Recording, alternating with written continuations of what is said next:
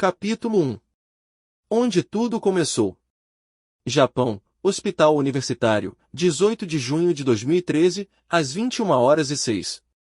A doença da Sylvia é uma doença rara, degenerativa, explicou o Dr. Sakurai para os familiares da paciente. 1 em cada 100 mil indivíduos é detectado com essa doença, não só no Japão, mas em outros países, como também no Brasil, sendo a maioria do sexo feminino. Aqui no hospital universitário, normalmente, todos os pacientes que são diagnosticados com essa doença, nesse estado, são encaminhados para cá. Além da Sylvia, temos vários outros. E quanto aos medicamentos, teria outra possibilidade de tratamento? Perguntou Braz, o noivo abatido. Infelizmente não há cura. O que podemos fazer é controlar a doença e seus efeitos com os medicamentos, explicou o médico. Em todo caso, são utilizados os esteroides. É estranho, não é? Questionou Braz. Eu trago a minha mulher bem aqui e vou tirá-la neste estado? Revoltado. Peço desculpas, disse Sakurai, curvando a cabeça. Eu e minha equipe fizemos o possível para que esta circunstância não chegasse. E todos acabam dessa maneira? Perguntou Simone, a irmã desesperada, enquanto enxugava as lágrimas no lenço. Não exatamente, explicou Sakurai. A doença da Sylvia progrediu muito rápido. Desde o princípio, nas consultas, eu senti uma dificuldade de controlar a doença. Mesmo aumentando a dosagem dos medicamentos, não foi possível estabilizá-la. Agora, na maioria dos casos, é possível estabilizar, porém, é necessário sempre que os pacientes façam os exames. Então, desde o início, o doutor já previa isso? Questionou Simone, surpresa. Sim, confirmou Sakurai. Desde o ano passado, eu já imaginava que chegaríamos a essa conversa em breve, pois, como disse, se pudéssemos classificar o nível da doença da Sylvia, seria o mais avançado. Infelizmente, naquele momento a família da paciente estava tão abatida, que não conseguia elaborar suas perguntas. Mais nenhuma? Perguntou o médico. Juninho estava tão assustado que não conseguia raciocinar, apenas chorava pensando no estado crítico da saúde de sua irmã. Visto que os familiares não se pronunciaram, aproveitou para lembrá-los. Queria ressaltar mais uma vez, para deixar claro, de hoje até o restante dos dias, é provável que será difícil suportar observar a mudança na coloração das mãos e nas pernas da Sylvia. Por isso, volto a insistir, o melhor a se fazer no momento é desligar o aparelho, pelo bem dela e o de vocês. Insistiu. Não. Disparou Vera, a mãe esperançosa. Enquanto a minha filha estiver viva, quero que permaneça com o aparelho. E justificou, se há vida, há esperança. Alguns minutos antes. Enquanto seguiam em direção à porta de vidro, a enfermeira ia na frente, direcionando os familiares. Logo atrás, seguiam Roberto, Braz e Juninho, a passos largos, apavorados com o que poderiam escutar dos lábios do Dr. Sakurai. Elo foi ao lado de Fernandes enquanto abraçava Simone, que não parava de chorar. Vera, com as pernas bambas, caminhava apoiada em Nelson. Foi quando Guilherme se aproximou e disse a ela: Dona Vera, se o médico perguntar se pode desligar algum aparelho porque não há mais esperança, negue. Pois, para Deus, nada é impossível. Devemos crer no milagre. Amém. Concordou aquela mãe, em lágrimas. Um lugar escuro, com pouca iluminação. Não era quente nem frio. Não havia o menor ruído. Não se ouvia nem mesmo o som dos passos, tampouco o som da respiração e do batimento cardíaco. Era um silêncio absoluto. À sua frente, não se via nada. Só sabia que não estava imersa na escuridão porque procurou suas mãos e conseguiu vê-las. Seu tronco e seus pés estavam igualmente iluminados.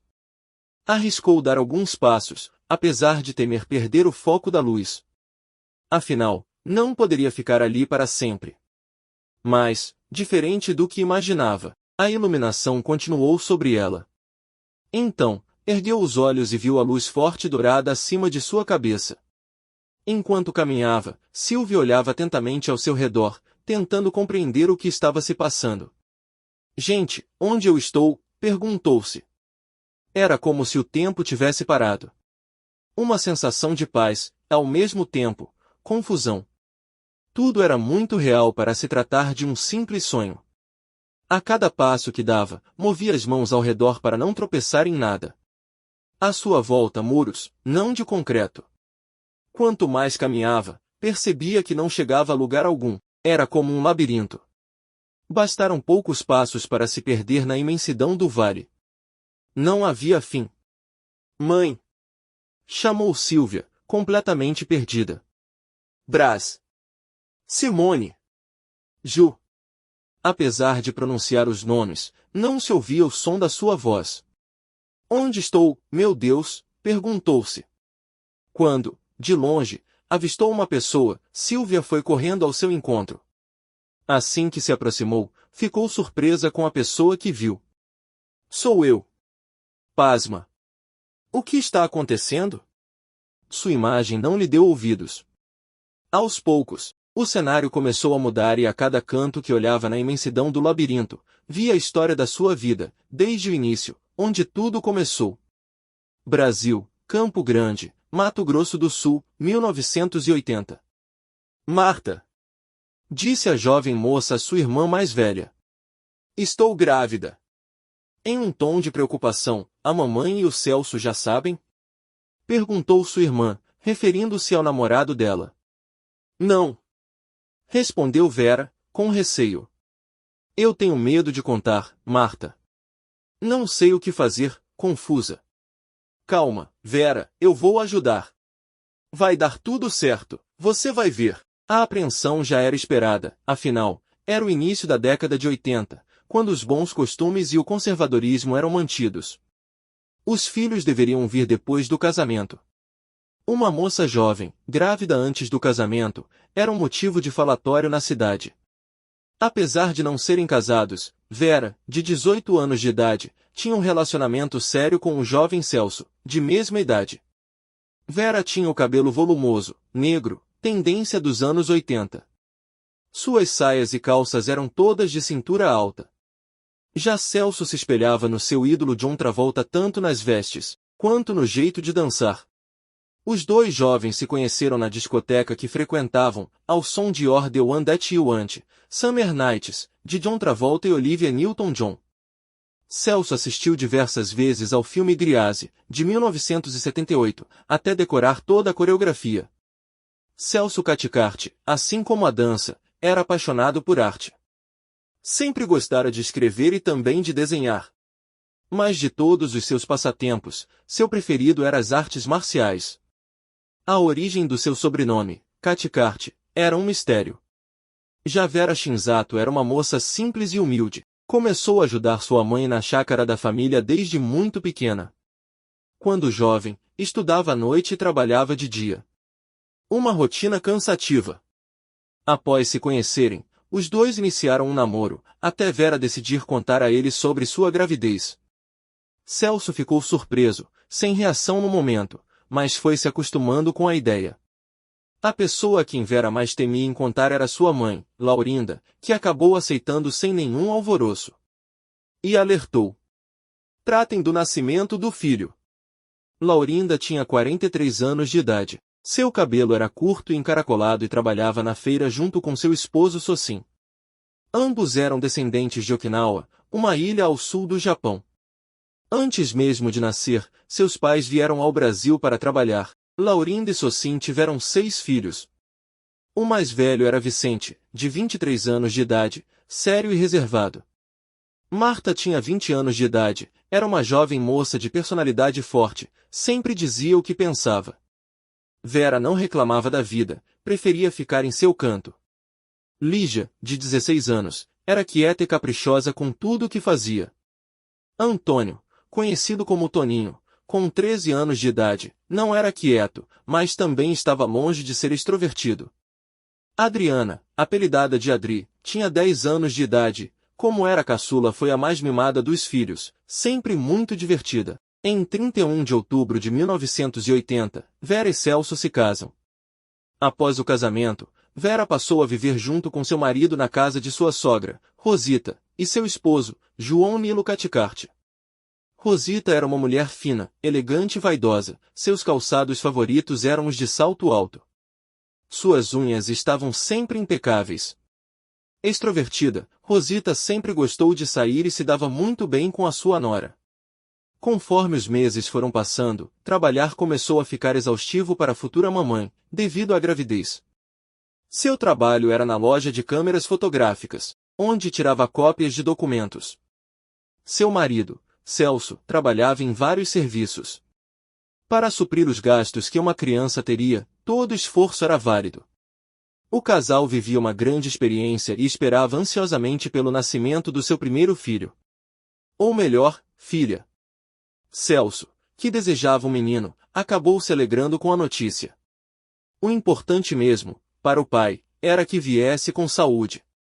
Nas reuniões de família, um dos assuntos abordados era o nome que a filha de Vera teria. Vários nomes eram sugeridos, de longe, uma voz de criança disse, "Eu gosto de Silvia." Silvia? Questionou Vera sua irmã caçula Adri. Eu acho. Por que dá para chamar de Silvinha? Justificou a pequena. Aquele nome soou muito bem aos ouvidos da futura mãe, que logo foi pedir a opinião da sua cunhada Marisa. A Adri gosta de Silvia, comentou Vera. Eu gostei de Silvia. Concordou Marisa, a irmã mais velha de Celso. Desde o ventre de sua mãe, Deus a escolheu para uma missão que mudaria a vida daquela família. No dia 25 de novembro de 1980, a pequena Silvia veio ao mundo. Quando Vera a viu pela primeira vez, entendeu, então, o sentimento do amor materno. A vontade de proteger aquele pequeno bebê era intensa, um amor que nunca sentirá antes. O pai ficou feliz e orgulhoso e agradeceu a Deus pela sua filha ter nascido saudável. Não muito longe dali, sua irmã mais velha, Marta, estava repousando em outro hospital, pois tinha também dado à luz, um dia antes, a uma linda menina chamada Vivian. Era seu segundo filho. Há um ano tinha dado à luz a um menino chamado Rodrigo. Por já ter tido experiência, Marta pôde ajudar sua irmã dando vários conselhos a ela. Silvia era um bebê muito precoce. No seu segundo mês já havia nascido seus dentes de leite. Sua tia Marisa, ao perceber, foi correndo contar à cunhada e deu à sua sobrinha um pingente de ouro, pois acreditava que a primeira pessoa que a visse teria que presenteá-la com algum objeto de ouro. Logo no segundo mês, Vera passou a dar caldo de feijão à sua filha. E no sétimo mês, Silvia já dava seus primeiros passos. Em menos de um ano, já conseguia se comunicar. Vera e Celso trabalhavam a maior parte do dia. Então, deixavam todas as manhãs a pequena Silvia na casa dos avós Laurinda e Socim. Junto, moravam os tios de Silvia, Lígia, Adri, Vicente e Toninho. Junto, moravam os tios de Silvia, Lígia, Adri, Vicente e Toninho. Todos gostavam muito da presença da pequena Silvia, principalmente seu tio mais velho, Vicente, que, embora sério, sempre teve um carinho especial pela pequena. Laurinda tratava sua neta como se fosse sua própria filha. Na hora em que seus pais passavam para buscá-la, a pequena abria a boca e chorava para não partir. Aos 7 anos de idade, Silvia brincava com seus brinquedos na casa de seus avós paternos. Suas bochechas eram cheias e rosadas, seus cabelos, lisos e com franja. Foi quando ouviu o chamado de sua mãe. Silvia! Pegue o remédio da sua avó Rosita na mesa. A pequena fez como foi pedido e levou os medicamentos para sua mãe, Vera. Cuidadosamente, ajudou sua sogra com o medicamento. Aqui está, Dona Rosita, disse Vera, entregando-o à sua sogra. Rosita, então, parou o crochê. Agora beba a água. Com as mãos trêmulas, Rosita pegou o copo de água e bebeu para ingerir o medicamento. Silvia, curiosa, perguntou à sua avó. Vovó, o que você tem? Você é muito nova para saber, Silvia, disse sua mãe. Sua avó, com o rosto arredondado devido aos antibióticos, sorriu e disse. Nem eu sei direito. Rosita não parecia ser a mulher que sempre fora. Desde que ficou enferma, seus olhos não transmitiam mais o brilho que sempre tiveram. Começou a sentir fortes dores nas juntas e foi buscar ajuda. Seu filho Celso sempre a levava às consultas no hospital universitário da cidade. Celso, é muito importante que sua mãe se cuide. Devido ao corticoide, a imunidade da sua mãe está muito baixa, podendo agravar para outras doenças, explicou a doutora Lígia em seu consultório. Sua paciente, Rosita, tinha a doença de Raynaud, dermatomiosite e lúpus. Em 19 de abril de 1992, 3 meses após Vera dar à luz ao seu terceiro filho, Rosita, com 58 anos de idade, acabou não resistindo. A causa foi choque séptico, pneumonia, esclerodermia e insuficiência respiratória. Todos os familiares ficaram abalados, inclusive Celso e Vera, que sentiram muito a perda. Todo aniversário, Silvia festejava ao lado de sua prima Vivian, filha de Marta. As duas sempre disputavam para ver quem soprava mais velas. Mais que primas, as duas eram amigas, sempre juntas. Rodrigo, irmão de Vivian, não ficava de fora. Os três não se desgrudavam. Foi assim durante toda a infância até a adolescência. Em uma manhã como as outras, o espelho refletia a imagem de uma jovem menina no início de sua adolescência. O pente passava pelos longos cabelos negros. Às vezes enroscava, pois não eram lisos nem cacheados. Em seu rosto, um grande óculos que chamava a atenção, preto e quadrado. Atrás dele, olhos profundos e tristes, que mostravam a insegurança da jovem. Suas sobrancelhas eram grossas e descuidadas. Toda vez que se olhava no espelho, seus olhos desviavam da imagem que refletia. Não era agradável de se ver e pensava: por que sou feia e gorda? Uma voz que vinha da sala dizia: Silvia, está pronta? Seu pai já está no carro. Era a voz de sua mãe. A jovem se assustou e largou o pente em cima da cama onde se assentava e saiu rapidamente do quarto que dividia com a sua irmã Simone, de 5 anos. Ao passar pela sala, sua mãe estava amamentando seu irmão caçula, com 5 meses de vida. Todos o chamavam de Juninho. Vera, observando a pressa de sua filha, perguntou: não está se esquecendo de nada? Não, mãe, respondeu Silvia, indo às pressas para a porta. Bom estudo! Tchau, mãe! Tchau! Ju despediu-se saindo de casa e indo em direção ao carro de seu pai. O veículo era um Fusca acinzentado, simples e humilde. O verão era o pior dia para sair com o Fusca, já que as janelas não abriam por completo. Todo ano a família viajava ao Paraguai para fazer compras e Silvia morria de vergonha. Debruçada na janela do carro, estava sua irmã do meio, Simone.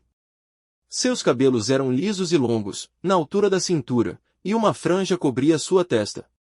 Usava um arco na cabeça para segurar os cabelos. Quando tinha 5 anos, Silvia tirava sua irmã recém-nascida do berço sem que ninguém visse e a levava no colo para dar uma volta no quarteirão. Vera, quando percebia, ficava apavorada e ia às pressas em busca de sua filha. Apesar de criança, Silvia era muito forte. Sempre teve seu rosto levemente arredondado. Tombava o botijão de gás e rolava-o pela casa. Assim que Silvia se aproximou do carro, sua irmã perguntou: por que você demorou tanto? A gente vai se atrasar. Sem dar atenção, Silvia entrou rapidamente no carro. As duas irmãs tinham uma relação saudável. Algumas vezes, as duas competiam pela atenção de seus pais. Havia horas em que estavam tranquilas, em outras, se estranhavam. No meio do caminho para a escola, Celso parou o carro na casa de sua cunhada Marta para levar também seus sobrinhos à escola. Rodrigo e Vivian ficavam muito felizes, pois não tinham o costume de ir até a escola de carro. Sempre iam de ônibus. Já Silvia, na maioria das vezes era sua mãe que a levava. O Fusca ia apertado devido ao número de pessoas. Quando se aproximaram da escola, disparou Silvia ao seu pai. Pare aqui! Ansiosa, ao ouvir, seu primo Rodrigo resmungou. Ah, não!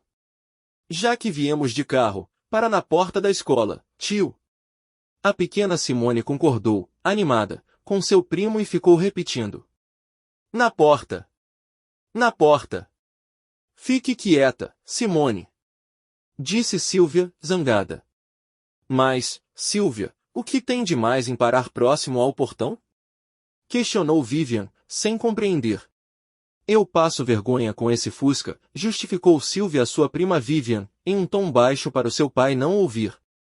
Está caindo aos pedaços. Celso ignorou o pedido de Sylvia. No fundo, tinha consciência de que sua filha passava vergonha, mas mesmo assim decidiu parar em frente ao portão. Sylvia saiu de cabeça baixa do veículo e fechou a porta com força. Seu pai, para se despedir, abriu a janela e disse em voz alta, acenando. Bom estudo, minha filha. A pequena Simone, sorridente, acenou de volta para o seu pai. Já Sylvia, não olhou para trás, abraçou sua mochila como se quisesse se esconder por trás dela e continuou andando de cabeça baixa, envergonhada, sem olhar para os lados. O que foi, Sylvia? Perguntou seu primo Rodrigo. Meu pai, respondeu ela, envergonhada. Sempre que me traz, faz questão de parar na frente da escola. Eu morro de vergonha, ele sempre faz isso e todo mundo fica olhando para mim, eu não gosto.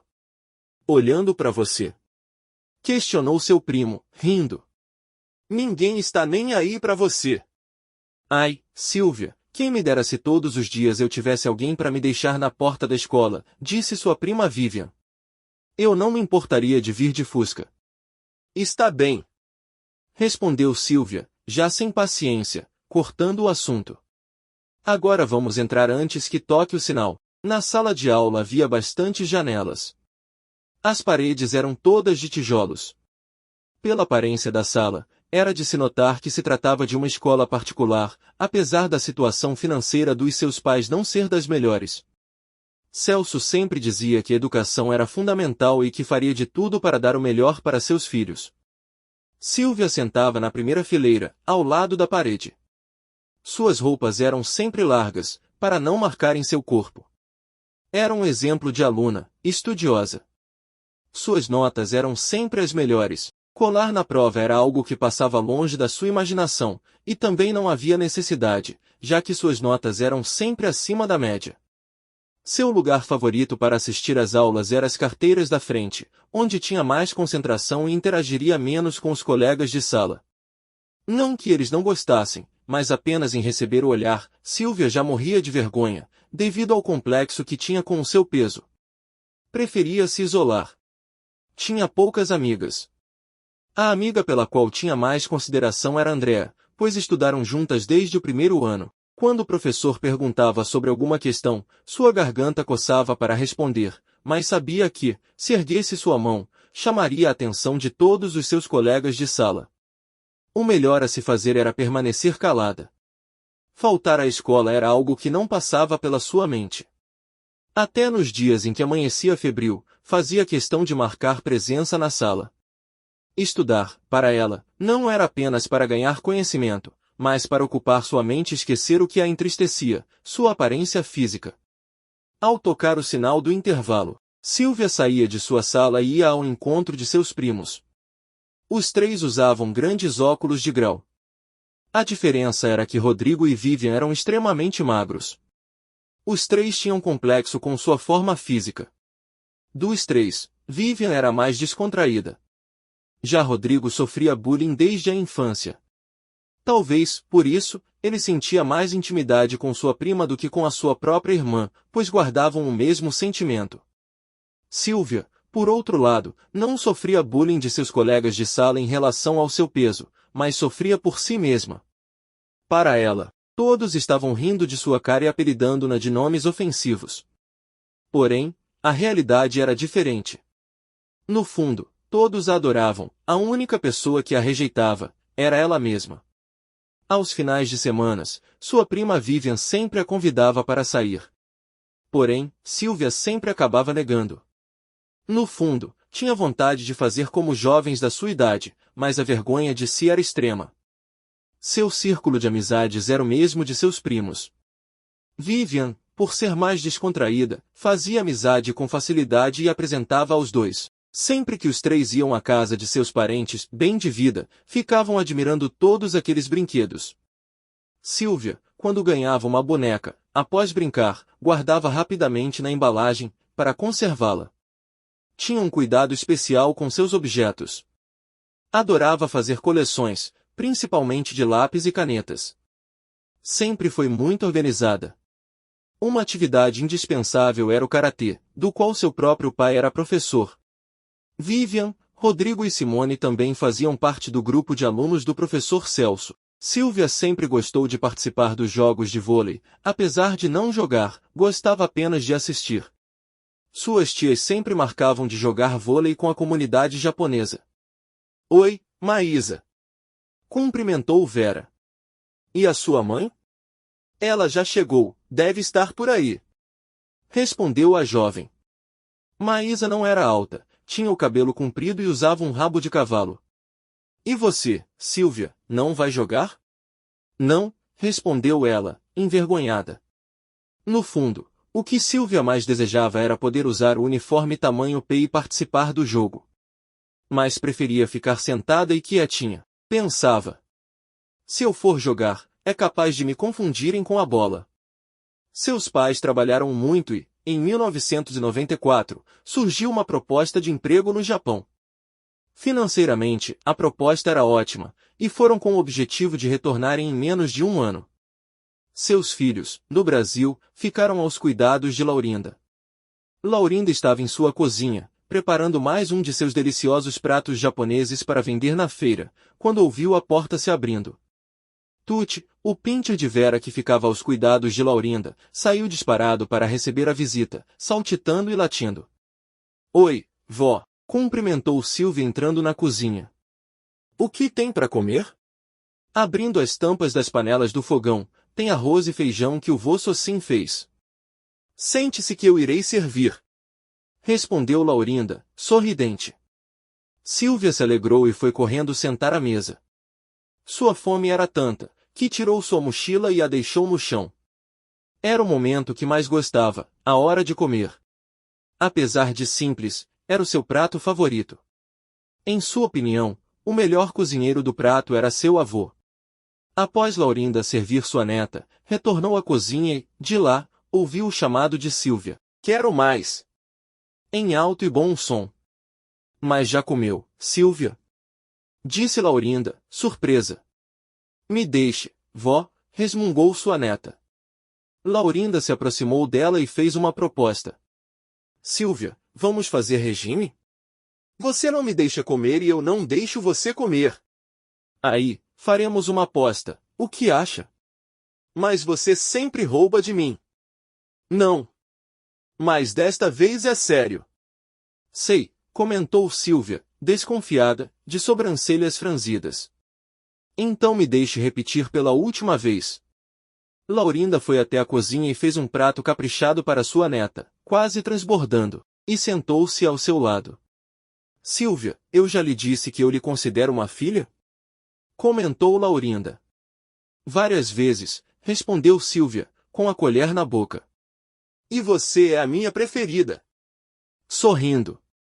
Em seguida, Adri, filha caçula de Laurinda, chegou em casa. Laurinda, ao perceber a presença da filha, fez um gesto de silêncio para sua neta e cochichou. É o nosso segredo.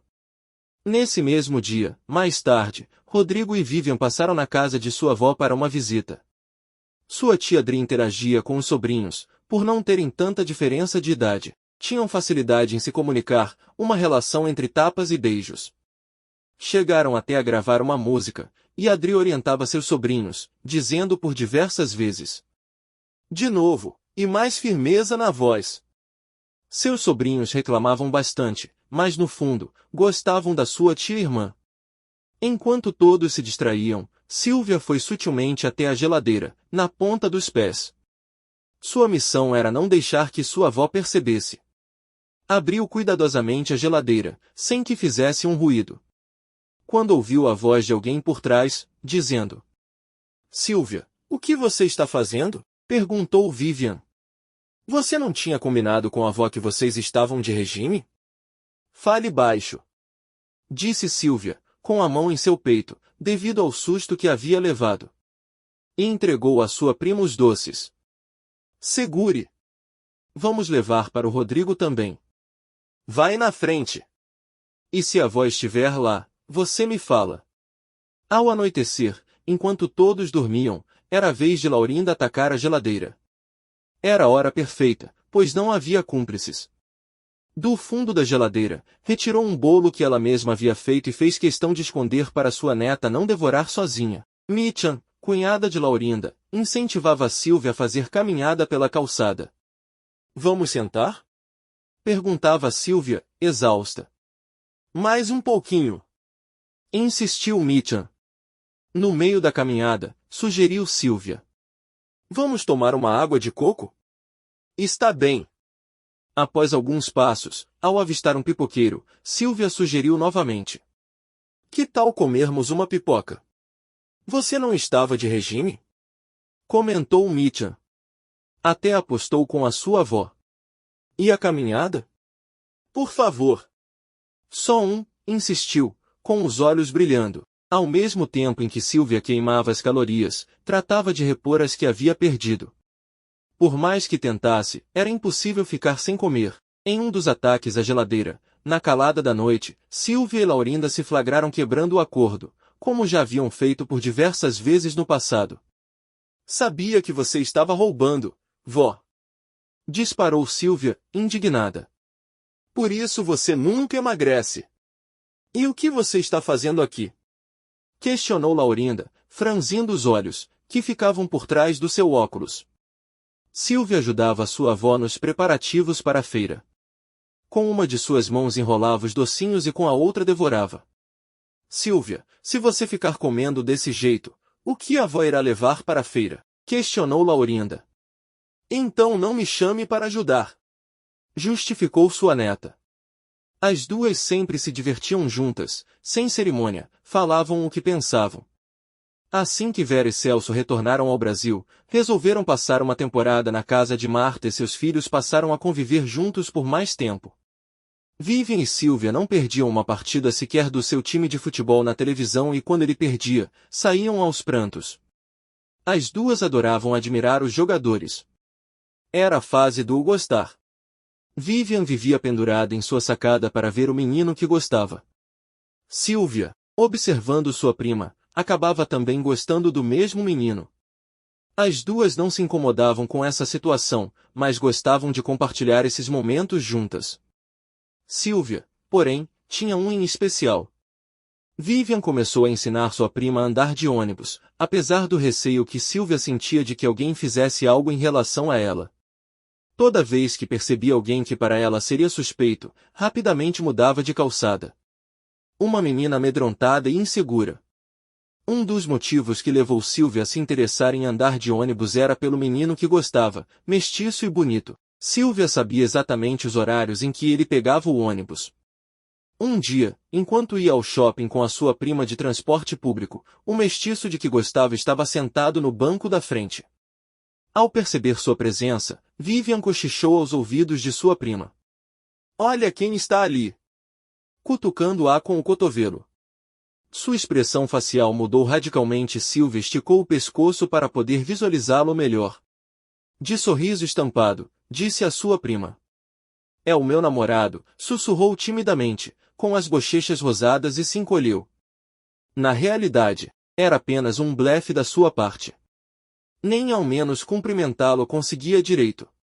Você está com sorte, hein? Comentou Vivian, rindo. Eu li no horóscopo que, neste mês, eu tenho uma grande chance de encontrar um namorado. Será que é ele? Ansiosa. Silvia, todo mês a revista diz isso. Indignada. Não sei o porquê de você continuar lendo. Já parou para pensar? O que Vivian dizia não passava da mais pura verdade. Silvia, no fundo sabia, porém, tinha que buscar segurança em algum lugar, já que não tinha a menor confiança em si mesma. Ao chegar ao shopping, Vivian foi rapidamente entrando na loja onde trabalhava e estranhou por sua prima não a estar acompanhando. Foi quando Silvia a segurou pelo braço e a puxou, dizendo: Vá até lá e veja se tem algo para mim, discretamente. Não, se. Negou sua prima. Vamos juntas, as meninas com quem eu trabalho são legais. Vá lá por mim, por favor. Mas como saberei que roupa comprar? Pode ser qualquer uma. Vivian não negou o pedido de sua prima e foi conferir a loja para ver se tinha algo que lhe agradasse. Sempre que chegava alguma novidade, separava algumas peças para sua prima que, raramente, devido ao excesso de vergonha do seu corpo, entrava no local para experimentar. No caminho de volta, Sylvia estava longe, olhando a paisagem pela janela e imaginando seu futuro marido. Seu maior sonho, desde criança, era encontrar um príncipe encantado, um homem bondoso, carinhoso e que satisfizesse suas vontades. Romântica, Sylvia idealizava um homem perfeito, que a tratasse verdadeiramente como uma princesa. Mas tinha convicção da sua aparência. Homens bonitos e gentis se casam com mulheres bonitas e magras, pensava, será que algum dia alguém vai me querer? Sylvia, Sylvia, chegamos! Chamou Vivian, cutucando sua prima. Nos finais de semana, Vivian reunia seus amigos para passar o final de semana em sua casa. Envergonhada, Sylvia ia para a cama mais cedo do que de costume, apesar da sua vontade de participar. Os seus amigos sempre perguntavam dela, mas sempre era vencida pelo seu complexo, que a impedia de desfrutar como todos os jovens. Vivian sempre insistia para sua prima sair à noite com ela, porém, Sylvia sempre recusava, justificando que não tinha vestes adequadas. Sentia-se como uma ave presa numa gaiola. Seu desejo era ter liberdade, fazer suas vontades sem se preocupar com o que iriam dizer. Passaram-se os dias e Vera e Celso resolveram partir para o Japão para trabalhar. Dessa vez, ficariam por mais tempo. Levaram Simone e o pequeno Juninho, com 4 anos. Já Sylvia, devido aos estudos, achou melhor terminar o colegial. No tempo que passou longe de seus pais, passou a morar com seus avós Laurinda e Socin. Ao terminar os estudos, em dezembro de 1997, resolveu tomar uma decisão. Eu irei ao Japão. Decidiu Sylvia, determinada. Sua avó Laurinda, quando soube, ficou aos prantos. Não imaginava como seria sua vida longe da neta. Sylvia, volte logo. Não se esqueça da avó, disse Laurinda, enxugando suas lágrimas. A decisão que levou Sylvia a partir foi a falta que sentia de sua família. Apesar de considerar Laurinda também uma mãe, ficar longe de seus pais e irmãos a deixava triste. Em conversa com o seu pai, que insistiu para que sua filha ficasse e terminasse a faculdade, Sylvia negou, apesar de ser uma boa oportunidade para o seu futuro. Maior que isso era a vontade de estar junto novamente de todos. Então, arregaçou suas mangas e fez as malas. Com 17 anos de idade, Sylvia partiu para a terra do sol nascente,